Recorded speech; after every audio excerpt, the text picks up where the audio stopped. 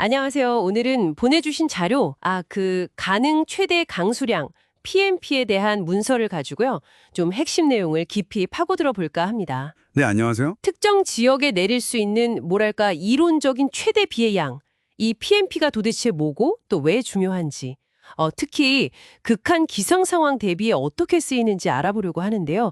이게 또 우리 안전과도 바로 연결될 수 있는 얘기니까요. 한번 귀 기울여 들어보시면 좋겠습니다. 자, 그럼 바로 시작해 볼까요? 네, 좋습니다. 그 PMP라는 게요. 그냥 과거에 비가 제일 많이 왔던 기록, 이걸 단순히 보는 게 아니에요. 물리적으로, 그러니까 이론적으로요. 그 지역에 쏟아질 수 있는 비의 어떤 극한값, 이걸 추정하는 개념입니다. 아, 극한값이요? 네. 그래서 왜 큰 댐 같은 거 있잖아요. 아주 중요한 수공 구조물. 이런 것들 안전 설계할 때나 아니면 우리가 세는 도시의 홍수 방지 계획 같은 거 세울 때 정말 중요한 기준으로 쓰이는 거죠. 그렇군요. 이론적인 극한값이라. 그러니까 과거 기록만으로는 좀 부족하다. 이런 말씀이시네요. 맞습니다. 그럼 이 PMP, 이걸 어떻게 계산해 내는 건가요? 자료를 보니까 이게 꽤 복잡해 보이던데요. 네, 그게 여러 방법이 있는데 가장 대표적인 게 이제 숨은 기상학적 방법이라는 건데요. 이게 좀 흥미로워요. 아, 숨은 비상학적이요? 네, 실제로 관측된 아주 강력했던 폭풍우 데이터, 이걸 가져와서요. 이걸 가지고 말 그대로 이론상 가능한 최악의 조건을 가정해서 계산하는 거예요. 최악의 조건이요? 네, 예를 들어서 수분 최대화비라는 계수가 있거든요.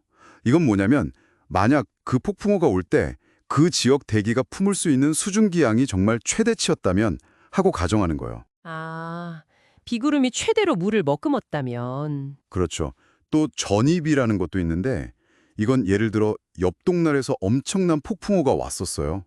근데 그게 만약 우리 지역 바로 위에서 발생했다면 어땠을까 하고 그 영향을 이렇게 가져와서 계산하는 방식이죠. 와, 네, 이런 여러 보정을 거쳐서 이론적인 최대 강수량을 뽑아내는 겁니다. 와, 그 설명 진짜 흥미로운데요.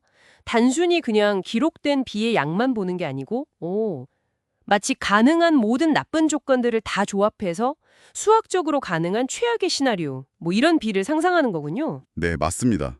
극한 상황을 대비하는 거죠. 정말 극한 상황 대비네요. 그럼 이렇게 중요하게 계산된 PMP 값, 이게 구체적으로 어디에 쓰이는 건가요? 이게 우리 청취자분들께 어떻게 직접적인 영향을 미칠 수 있을까요? 이게 적용되는 대상이 꽤 명확합니다. 예를 들면 저수용량이 500만 톤 이상 되거나 또는 그 댐이 관리하는 유역 면적이 굉장히 넓은 경우 한 2,500 헥타르 이상 이런 큰 댐들요. 이런 걸 설계할 때는 반드시 이 PMP를 기준으로 홍수 방어 능력을 계산해야만 허가가 나요. 아, 법적인 기준이군요. 네, 그렇죠. 또 우리가 사는 도시의 배수 시스템 설계할 때 아니면 농경지 침수 막는 시설 같은 거 설계할 때도 이 기준이 활용되고요. 특히 국가 중요 시설이라든지 아니면 많은 사람들이 모여 사는 인구 밀집 지역은 훨씬 더 엄격한 기준을 적용하죠. 만약의 사태에 대비해야 하니까요. 네. 결국은 우리 자신, 또 우리의 재산을 지키기 위한 최소한의 어떤 방어선, 그런 개념으로 볼 수 있습니다. 안전과 직결되는 최소한의 방어선이라, 책임이 정말 막중하겠네요.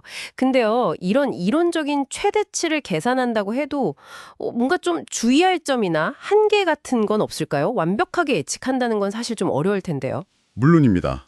여기서 이제 중요한 포인트가 나오는데요. 네. 과거 데이터나 통계 분석에는요, 이게 항상 불확실성이 따를 수밖에 없어요. 그래서 가능한 최신 관측 자료를 계속 반영하고 분석 방법도 꾸준히 개선해 나가야 하죠.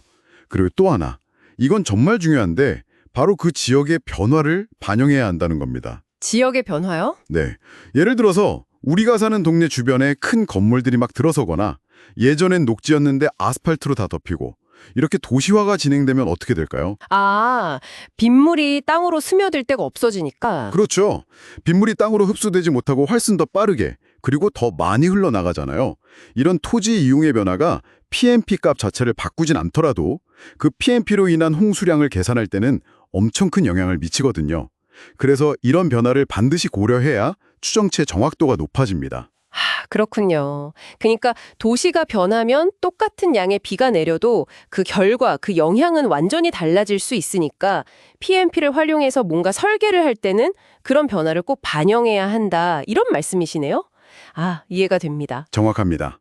그리고 아마 가장 큰 도전 과제는 역시 기후변화일 거예요. 기후변화요? 네. 요즘 보면 뭐 극한호우라고 하죠.